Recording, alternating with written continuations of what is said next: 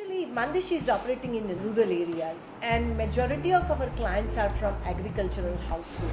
So these women, they come from the agricultural farming household. They are marginal farmers or small farmers. Mere survival on agriculture is impossible for their family. So they do want to start something, some businesses. So what Mandish does is that they help women to start businesses, or they help women to expand their existing businesses.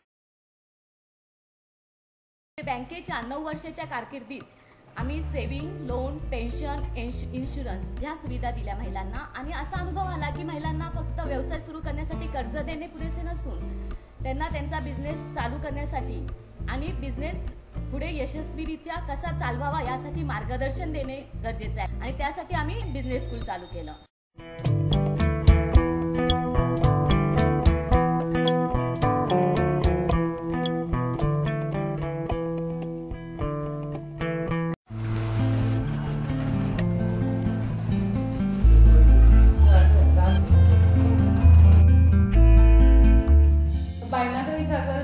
बँकेशी related झाल्या ते बचत गटाच्या माध्यमातून ते सुरुवातीला कर्ज घेण्यासाठी वगैरे आल्या. बचत गटातून त्यांनी माहिती दिली की तुम्ही स्वतःच्या पायावर उभं राहून काही अडचण आली आमची एकदम भीती वाटते सगळ्यांना येते का नाही, चांगला होतोय का नाही असं पहिल्याच टाइमला वाटते. पहिल्यांदा कर्ज घेतलं त्यात म्हणजे चहाचं भांडवल, चहा टेबल घ्यायसाठी घेतलं आणि नंतर मुलीच्या लग्नासाठी घेतलं. त्याच्यानंतर गाडी येऊन जाऊन जरी लवकर चहा जरी लवकर केलं 15-20 मिनिटं अगोदर तर 4-5 गिराईक झाले तर 5-25 रुपये निघून जातात तर वरची लोक. त्यावेळी आपल्याला दिवसात 25 रुपये मिळत होते आणि आता आपल्याला 100-150-200 रुपये मिळतात.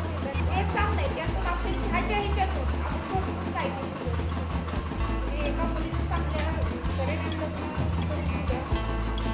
मुलाचं शिक्षण 13वी झालं आहे. आमची मीटिंग्स वगैरे असतात तर त्या आमच्या बोलायला तिथं विचारायला रोज 4-5 तरी येतात आणि बाजार दिवशी तर भरपूर विचारतात कसं केलं, काय केलं, आम्ही पण काय करावं, काय खावं, काय नाही असं विचारतात. सगळ्यांना व्यवस्थित सांगते म्हणजे तुम्हाला काय आवडतं तेच घ्या. सकाळी 6 पासून 8 पर्यंत ड्युटी करतात. स्वतः उभे राहतात, स्वतः चहा तयार करतात आणि गिरायकाला स्वतः चहा देतात. तिला कौतुक वाटत असल्यामुळेच आम्ही या ठिकाणी येतो. स्वतः चांगला असेल तर कुठलीही काही अडचण येत नाही मला अनुभव आला.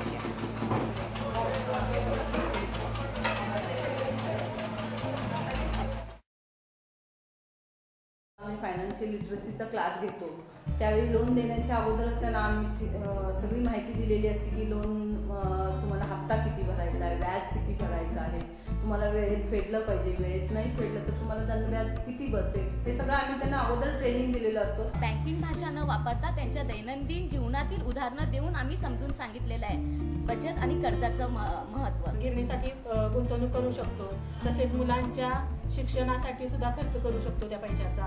तसेच अचानक मुलीचं लग्न असेल तर तिच्यासाठी खर्च करू शकतो आपण आणि आजार पण हे अचानक येणारे असतं ते.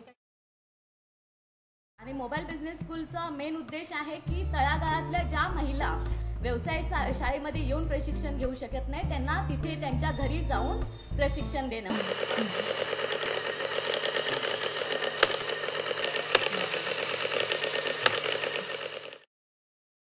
फक्त त्यांचाच व्यवसाय नाही, त्यांच्याबरोबर त्या आता लॅमिनेशनचा जर व्यवसाय चालू केला की त्यांनी 10 महिलांना अजून त्यांच्याकडे कामाला ठेवू शकतात. म्हणजे अशा आम्ही उद्योजिका आता नेक्स्ट 5 इयर्समध्ये तयार करायचं चाललेलं. माझ्या मते महिलांच्या मी अगदी ह्या गोष्टी भर देत असते की जिद्द, चिकाटी आणि धाडस हे 3 गुण जर आपल्या अंगी पाळले तर महिलेला कुठंच म्हणजे अपयश असं मला नाही वाटत. तो माझ्या स्वतःचा अनुभव.